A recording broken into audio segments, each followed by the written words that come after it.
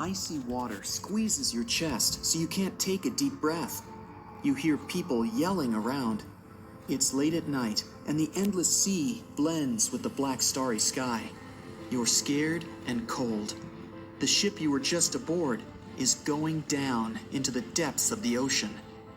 People who have been in a shipwreck often remain afraid of water for the rest of their lives.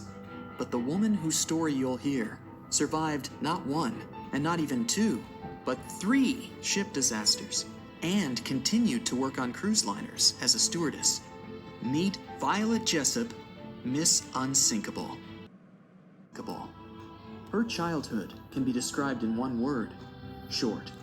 She had to grow up quickly to take care of her siblings. Violet was the oldest of 9 children.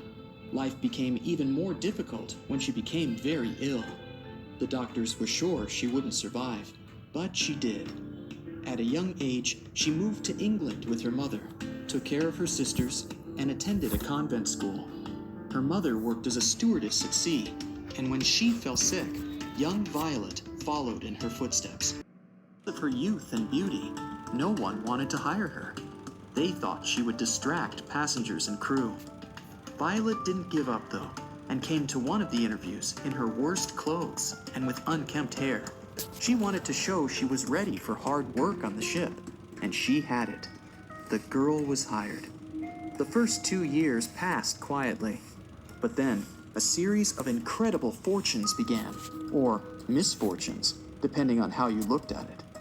In 1910, Violet got a job on the most luxurious liner of the time, the Royal Mail Ship Olympic.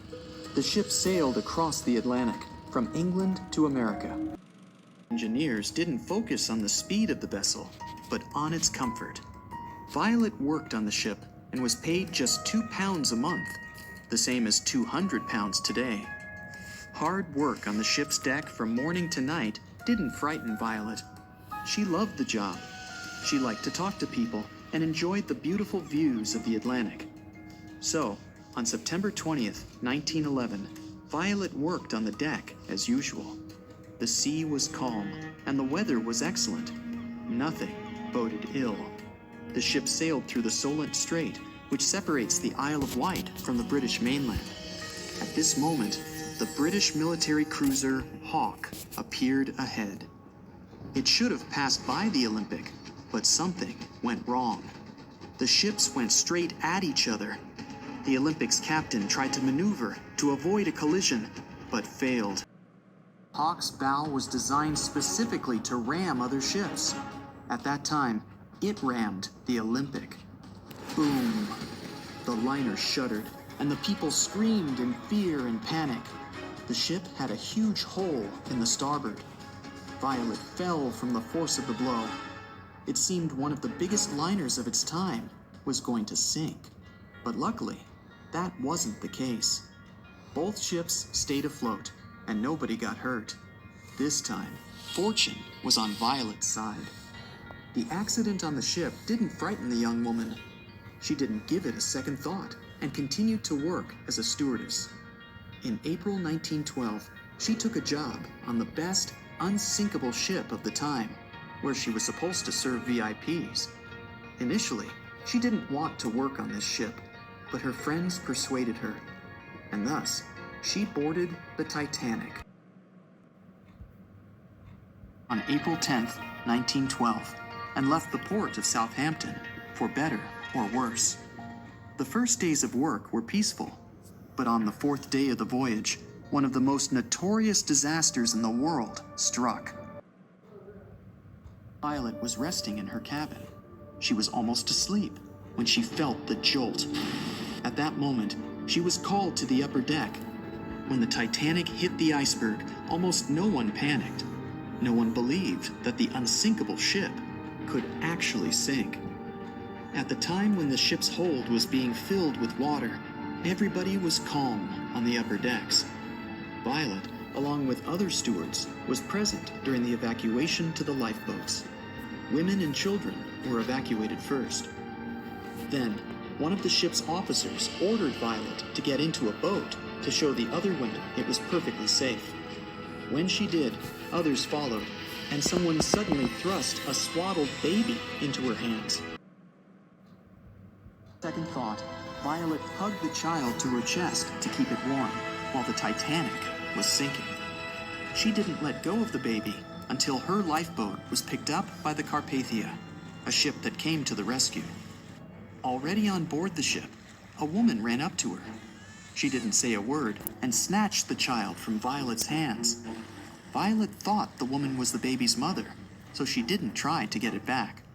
She was too freezing and numb to think how strange it was that this woman hadn't said thank you to her baby's savior. Many years later, Violet would be reminded of this child under unusual circumstances.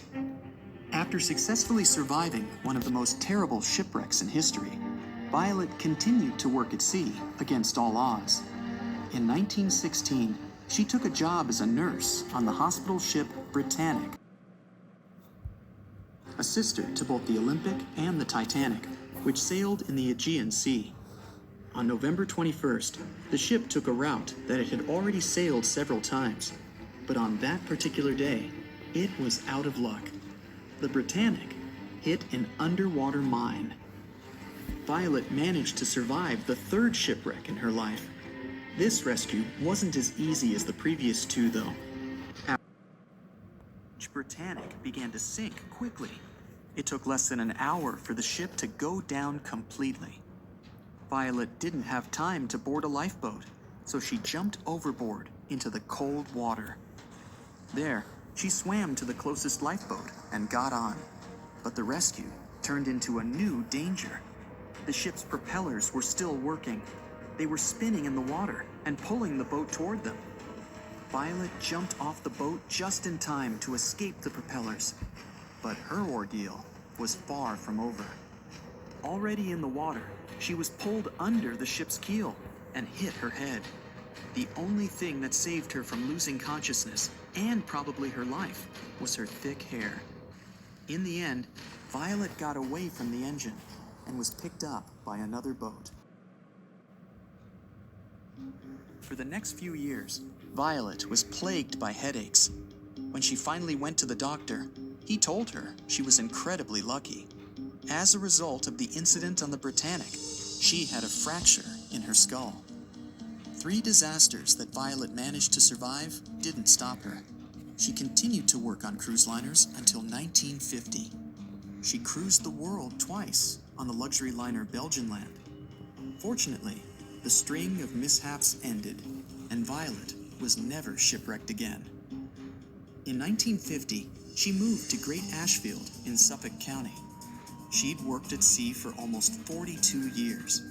Content with her career, she settled in a large cottage built in the 16th century. But a year into her retirement, she received a strange phone call. It was late at night. Violet was asleep when the phone rang. She picked up the phone. There was a woman's voice on the other end. The lady didn't introduce herself and asked right away, "Excuse me, was it you who saved a baby on the Titanic?" Violet answered, "Yes." "It was me," the strange woman said. She laughed and hung up. Violet told her friend about this strange call. He assumed that some kids were playing a joke on her. But Violet had never told anyone about the baby before that call. According to the old records, the only child who was on the boat with Violet was a boy. But those same records also said the boy had been saved by another passenger. It's still unknown who the baby that Violet rescued was.